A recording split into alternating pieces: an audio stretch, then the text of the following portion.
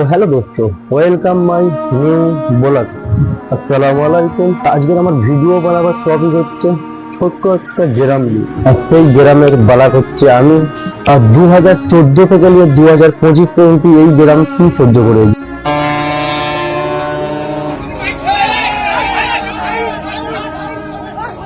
গ্রামই না, এই গ্রামের মানুষও কি সহ্য করেছে।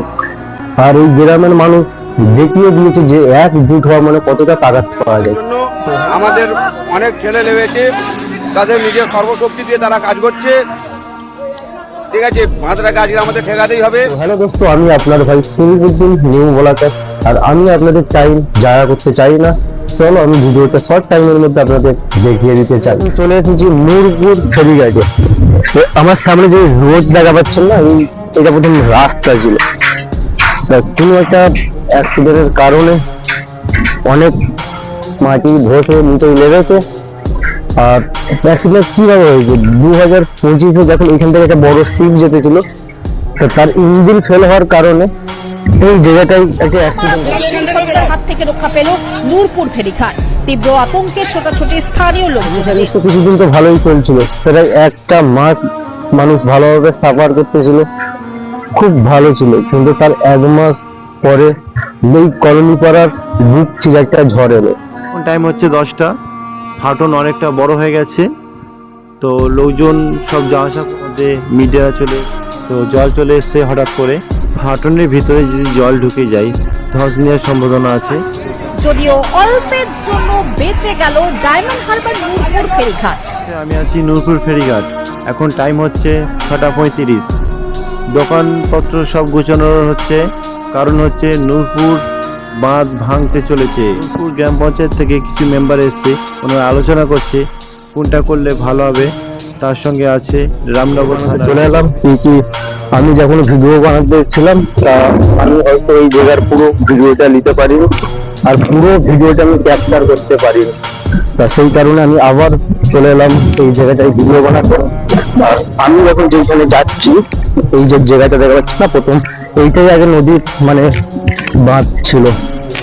তো এই এত পর্যন্ত মানে নদীর বাঁধ ছিল, এই যে এরিয়াটা দেখা যাচ্ছে এত পর্যন্ত নদীর বাঁধ ছিল। আর ওই সামনে যে গাছ দেখা যাচ্ছে না, অত পর্যন্ত পুকুরের একটা ভাগ ছিল।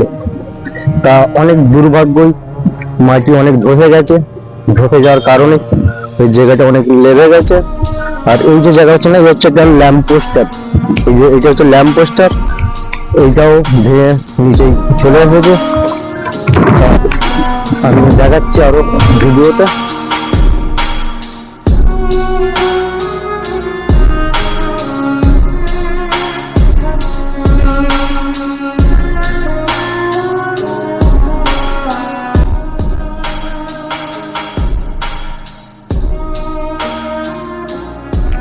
তো দেখা পাচ্ছেন এইটা ভেঙে গেছে।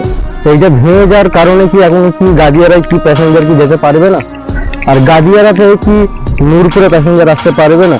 অ্যাকচুয়ালি এইটা কিছুই না, কি তার আগে থেকে অলরেডি ফেরি সার্ভিস আগে থেকে বেইনে রেখেছিল।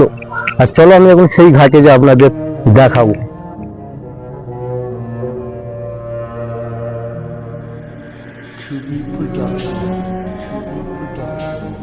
আমার সামনে যে দেখতে দেখা যাচ্ছে, আমি এখন এই জেটির সামনে চলে এসেছি।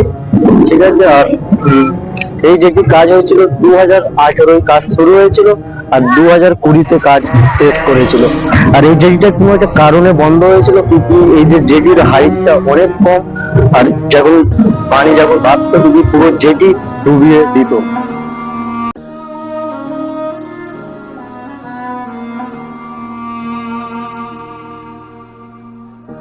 দেখা পাচ্ছেন আমি এখন সেই জেটির উপরে দাঁড়িয়ে আছি, যে কিনা ওই জেটি ভেঙে যাওয়ার পরে আপাতত ফিলহাল এইটাই চালু হয়েছে।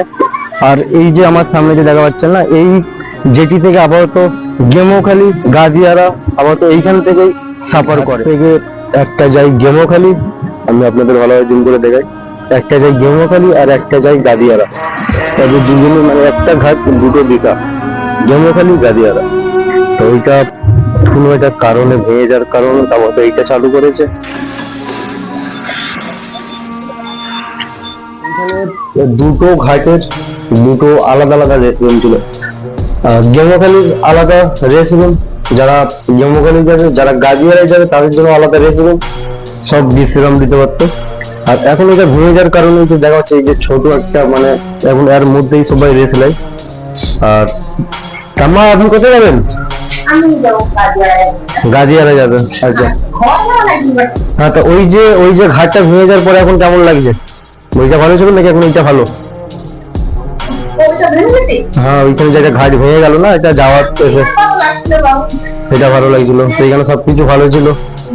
হুম, আচ্ছা, দেখা যাচ্ছে এই ঘাট চালু হচ্ছে, আর এই হচ্ছে মানে ছোট একটা মানে আপাতত ফিলহাল এইটাই দিয়েছে আর এইটাই চালু করেছে, ওইটা তো ভেঙে গেছে। তা হুম, কি হবে